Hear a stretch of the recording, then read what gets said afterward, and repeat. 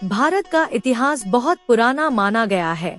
65,000 साल पहले आधुनिक मनुष्य या होमो सेपियंस अफ्रीका से भारतीय उपमहाद्वीप में पहुँचे थे, जहां वे पहले विकसित हुए। सबसे पुराना ज्ञात आधुनिक मानव आज से लगभग 30,000 वर्ष पहले दक्षिण एशिया में रहता था। 6,500 ईसा पूर्व के बाद खाद्य फसलों और जानवरों के वर्चस्व के लिए सबूत, स्थायी संरचनाओं का निर्माण और कृषि अधिशेष का भंडारण मेहरगढ़ और अब बलूचिस्तान के अन्य स्थलों में दिखाई दिया। ये धीरे धीरे सिंधु घाटी सभ्यता में विकसित हुए।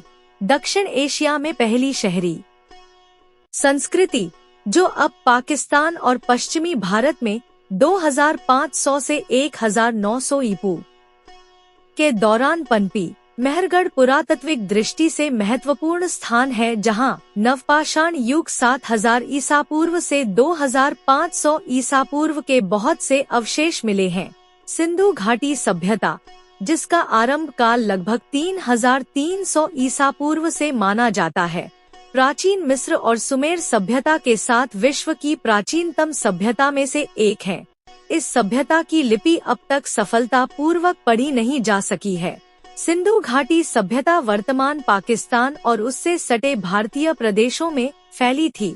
पुरातत्व प्रमाणों के आधार पर 1900 ईसा पूर्व के आसपास इस सभ्यता का पतन हो गया।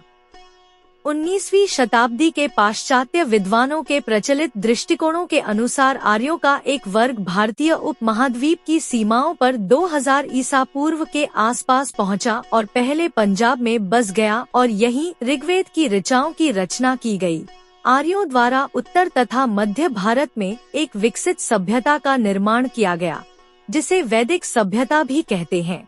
प्राचीन भारत के इतिहास में वैदिक सभ्यता सबसे प्रारंभिक सभ्यता है, जिसका संबंध आर्यों के आगमन से है। इसका नामकरण आर्यों के प्रारंभिक साहित्य वेदों के नाम पर किया गया है। आर्यों की भाषा संस्कृत थी और धर्म वैदिक धर्म या सनातन धर्म के नाम से प्रसिद्ध था। बाद में विदेशी आक्रांताओं द्वारा इस धर्म का नाम हिंदू पड़ा। वैदिक सभ्यता सरस्वती नदी के तटीय क्षेत्र, जिसमें आधुनिक भारत के पंजाब, भारत और हरियाणा राज्य आते हैं, में विकसित हुई।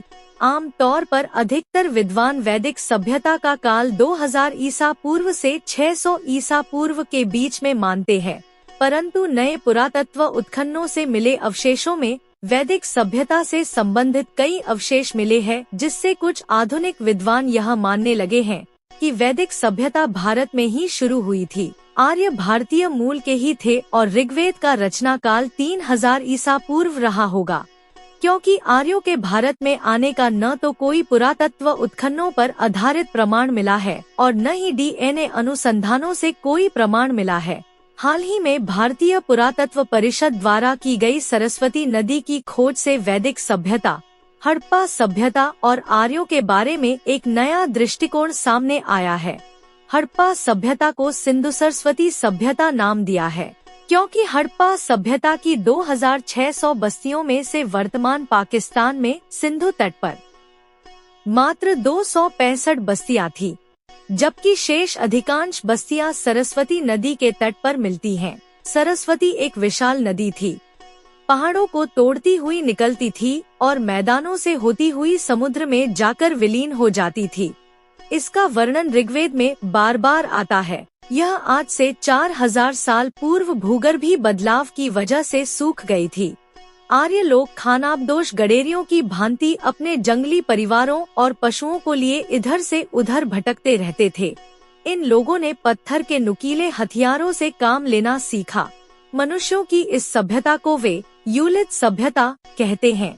इस सभ्यता में कुछ सुधार हुआ तो फिर चिलियन सभ्यता आई। इन हथियार औजारों की सब यता के समय का मनुष्य नर वानर के रूप में थे। उनमें वास्तविक मनुष्यत्व का बीजारोपण नहीं हुआ था। मुस्टेरियन सभ्यता के पश्चात रेंडियन सभ्यता का प्रादुर्भाव हुआ। इस समय लोगों में मानवोचित बुद्धि का विकास होने लगा था। फिर इसके बाद वास्तविक सभ्यताएं आई, जिसमें पहली सभ्यता नवपाषाण थी।